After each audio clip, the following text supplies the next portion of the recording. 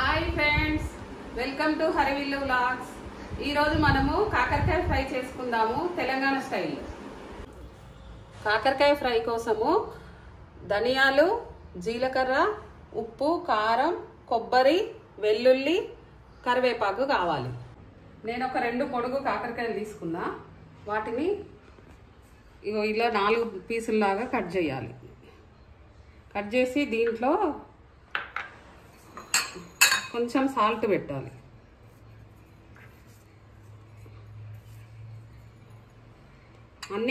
అన్నిట్లనే కోసుకోవాలి.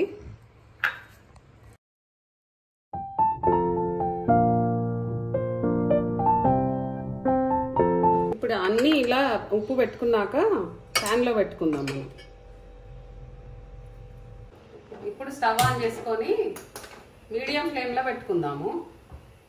కొంచెం మీడియంలో పైన ఇట్లా మూత పెట్టుకొని కొన్ని వాటర్ పోద్దాం. అవి బాయిల్డ్ అవుతాయి లోపల. బాయిల్డ్ అయినాక ఆఫ్ చేసుకుందాం. ఇప్పుడు బాయిల్డ్ అయ్యేంతలో ఇవన్నీ మిక్సీ పెట్టుకుందాం మనం. ధనియాలు ఒక 2 స్పూన్స్, జీలకర్ర ఒక 1 స్పూన్, కొబ్బరి పొడి ఒక కొబ్బరి, ఒక 20 దాకా వెల్లుల్లి, కారం, కొంచెం కరివేపాకు, ఉప్పు తగినంత వేసుకుందాం.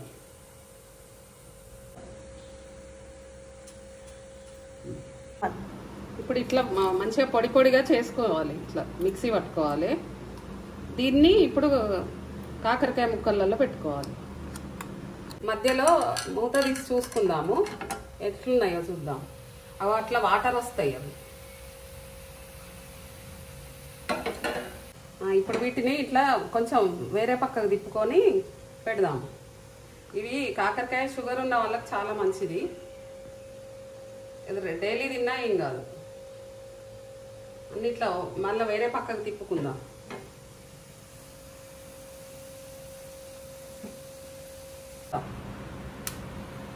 బాయిల్డ్ అయినాయి.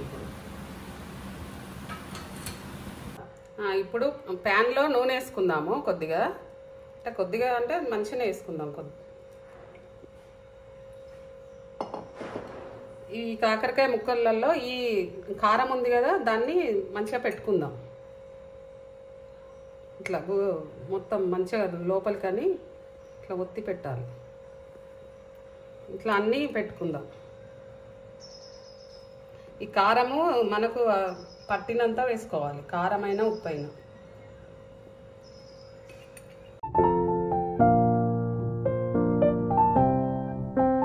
ముక్కలన్నీ ఇట్లా కారం పెట్టుకొని స్టవ్ మీద పెట్టుకుందాము. మీడియం ఫ్లేమ్లో పెట్టుకుందాం. మీడియం ఆరు సిమ్లో పెట్టుకున్నా పర్వాలేదు. అన్ని ఇట్లా పెట్టుకున్నాక కారం ఇంకా కొంచెం అవసరం అని అనుకుంటే ఇట్లా చల్లుకోవాలి మీద. కొంచెం కరివేపాకు వేసుకుందాము. వేసుకొని మళ్ళీ పైనుండి కొంచెం ఒక 2-3 టేబుల్ స్పూన్లు అంతా ఆయిల్ వేసుకుందాం.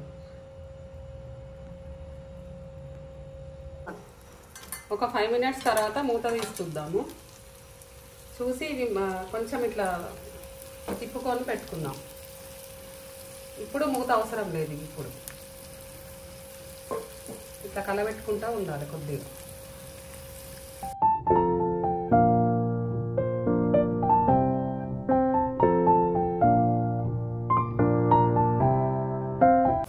ఇప్పుడు ఫ్రై రెడీ అయింది. చూడండి, ఇట్లా మొత్తం ఫ్రై కావాలి.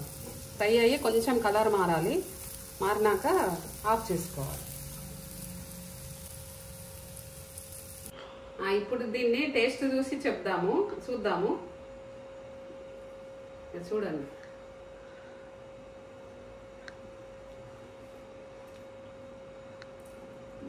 బాగుంది.